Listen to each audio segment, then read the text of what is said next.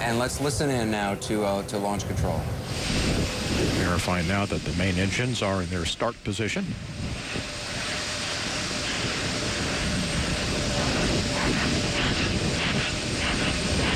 TLS is go for ET LO2 pressurization. Starting now the retraction of the gaseous oxygen vent arm, the vent hood.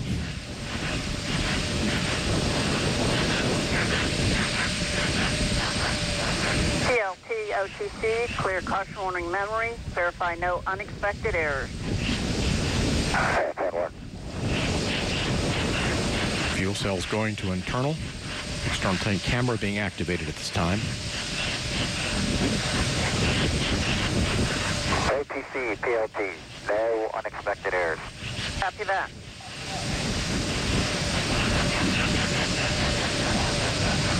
Flight crew OTC, close and lock your visors and initiate O2 flow. That's in work. T-minus 2 minutes. TLS is go for ET LH2 pressurization. Solid rocket booster camera is being activated.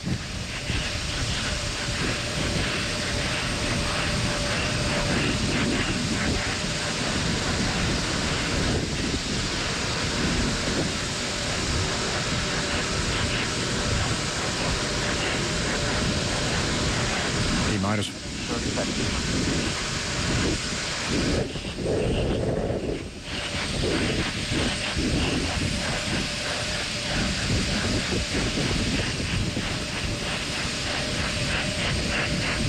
Sound suppression water system is being armed.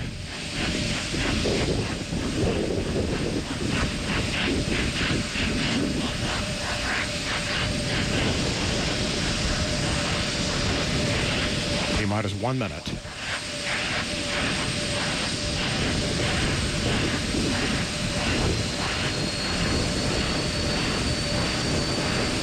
But oxygen and liquid hydrogen fill and drain valves are closed. T-minus 40 seconds, handing off to Atlantis' computers at T-minus 31. T-minus 35. T-minus... Go for auto sequence start. Handoff to Atlantis' computers has occurred. Solid rocket booster nozzle steering check and work. 20. Firing chain is armed. 15. Go for main engine start. T-minus 10, 9, 8, 7, 6, 5. All three engines up and burning. 2, 1, 0, and liftoff. The final liftoff of Atlantis on the shoulders of the space shuttle. America will continue the dream. Program, Houston. Roger, roll, Atlantis. Houston now controlling the flight of Atlantis. The space shuttle spreads its wings one final time for the start of a sentimental journey into history. 24 seconds into the flight, roll program complete. Atlantis now heads down, wings level on the proper alignment for its 8.5-minute ride to orbit. 4.5 million pounds of hardware and humans taking aim on the International Space Station. 40 seconds into the flight, the three liquid fuel main engines throttling back to 72% of rated performance in the bucket, reducing stress on the shuttle as it goes transonic for the final time. Engines now revving up, standing by for the throttle up call.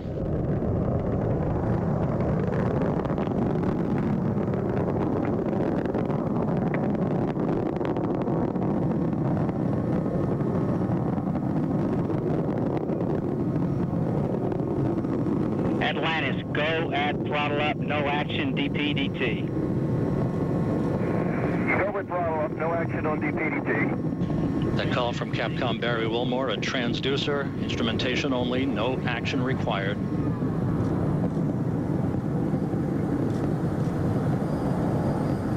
Atlantis now 15 miles in altitude, already 16 miles downrange from the Kennedy Space Center, 1 minute 40 seconds into the flight. Atlantis flexing its muscles one final time. Atlantis traveling almost 2,600 miles an hour, 21 miles in altitude, 24 miles downrange. Standing by for solid rocket booster separation.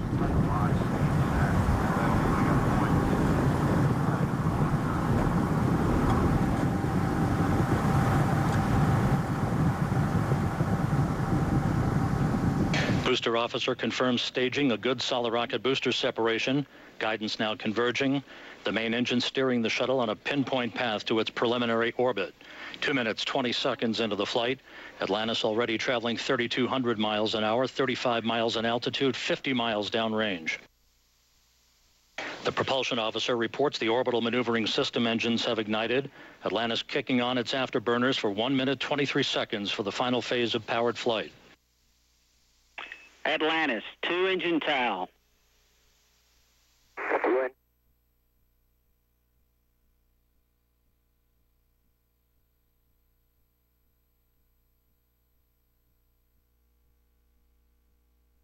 Okay, incline plus 230, go ahead. Press to ATO, 10.8. Press to MECO, 14.7. Press ATO, 10.8. Press to MECO, 14.7. That's a good read back, Atlantis. Because of the slightly late launch time, Capcom Barry Wilmore reading up to pilot Doug Hurley the updated abort boundaries for Atlantis, which is flying on the singular power of its 3 liquid fuel main engines, draining a half a ton of fuel per second from the shuttle's large fuel tank. 3.5 minutes into the flight, Atlantis traveling 4,200 miles an hour, 54 miles in altitude, already 120 miles downrange from the Kennedy Space Center. 3 good main engines, 3 good auxiliary power units, 3 good fuel cells for Atlantis.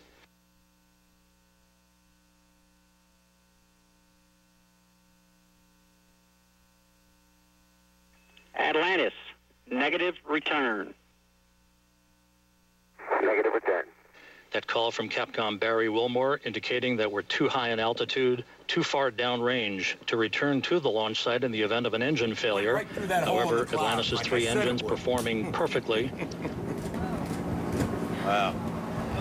4 minutes, What, 20 launch seconds window into the just flight. John Zarella listening in as well, and astronaut Katie Coleman is with us. Katie, in terms of what's happening now, what's going on? Well, they've already gotten rid of the solid rocket boosters. We use up all the fuel, toss them off. Looks like they fall down, but they actually go up another 150,000 feet. Is that right? Because they're still on their way. Now, those things actually will land in the ocean vertically, Really? get picked up, cleaned out. Could be used again, but in this case, not necessary. I'm sure Last they'll pick them time. up and clean them out, though. And now we're just waiting for main engine cutoff, which is going to be 8.5 minutes after launch. And that means they've achieved orbit and they're on their way to space. I mean, you guys have seen this a lot. This is the first time I've actually been here for it. It is completely different. It is such a cool experience. The power of it, I mean, we are, how many miles away are we? About 5. 5 4 or miles 5 away. miles, yeah. The sound is You feel it. deafening. Yeah, you feel it like go through you. And the light is so bright from the boosters that you can barely look at it. I mean, it's such a searing heat. Television has never done it justice. I mean, that's clear. Yeah. Try, but I just try to tell people that it's like nothing you've ever seen, and I try to tell people that it's a big deal for people to leave the planet. Right. Even though it's gotten to be every day. I mean, that's what the space shuttle has given us is people go to space, but You really do feel that they are leaving the planet. I mean, you feel that they're Yes. kind of like ripping a hole in the sky. Exactly. It's extraordinary. They're traveling now over 7,000 miles an hour already. 5.5 minutes into the flight. Incredible. Yeah. Just incredible. And I mean, to see that column it's just incredible. It's really rather remarkable. And it's different every time, you say. because it depends on the wind, which way the wind is going, the light, the time of day, how long you can see the shuttle. It's always, so every launch picture is going to be different, and I think you'll look at everyone a little differently now. The closest sound I can think of is, and it's nothing. It's like a pale comparison to it, is when you hear a jet like breaking the sound barrier. You hear the boom of a jet overhead, but I mean it's nothing compared to this. This is I don't know how to You describe really just it. feel it through your whole body. Yeah, it's extraordinary. Carol Costello is with spectators on the beach. Carol, from your perspective, I mean that sound, which doesn't hit. It takes a while for that sound to actually reach. I'm sorry, Katie. What are we looking at? Just looking at you can actually see the main engine tank. We're about to separate in a couple minutes, but you see the edge of the Earth there. So now you see how high they are because you don't just see whole Earth behind them. You see the edge of the Earth. To have gone that high that quickly is just extraordinary. I mean, we're all sort of still sitting here. It happened just seconds ago, and they're already... Look at now, you can even just make out things on the Earth. Yeah, they're going to be in space in like a minute and a half. And you can, I mean, are you looking out the window are these astronauts at this point even looking out the window, or do they have so many things going on that they're not paying attention? I'd say most of them have things going on, but if there's nothing going wrong, which on this flight we haven't seen anything go wrong, the mission specialists in the back can actually use the mirrors on their kneeboards to look out the overhead windows, and you can see the blue sky just change to the black of space. Any clouds just shrink like little cartoon things, just really small. Right in about 1 minute from now is when they'll have main engine cut off, and then they'll separate the giant external tank. At that point, you're in space, right? Absolutely. 1 minute. I mean, they're actually already in space, 50 miles, and you're in space. But that's the end of the powered flight, and that means we're going to get rid of the big fuel tank, don't need it anymore. And that's why you'll see the fuel tanks on the bottom there. You'll actually see that separate. The shuttle will fly away and then do a pitch maneuver so we can take photographs of that tank and diagnose whether any pieces of the foam on the tank might have come off, and cause damage. It doesn't look like it, but yeah, I just heard him say you're traveling about 15,000 miles an hour right now. Exactly. And when you hit MECO, main engine cutoff, you're at over 17,000 miles an hour. It looks like you're standing still. And I think this view that you have right now, I mean, is that you can see the Earth actually getting smaller. I mean, the Earth was big, they were right on the Earth, and now it's getting smaller and smaller. And how long will it take to actually get to the International Space Station? You could get there quickly, but the fuel-efficient way, it'll take about 2 days to catch up. Sunday morning is the scheduled docking. Yep. All right, main engine cutoff's been confirmed. So now we're going to see, you can see it now. We're just watching the separation any second. And this is loud on board. This is really loud. That's what I've heard. Explosive. There's explosive charges that do the separation.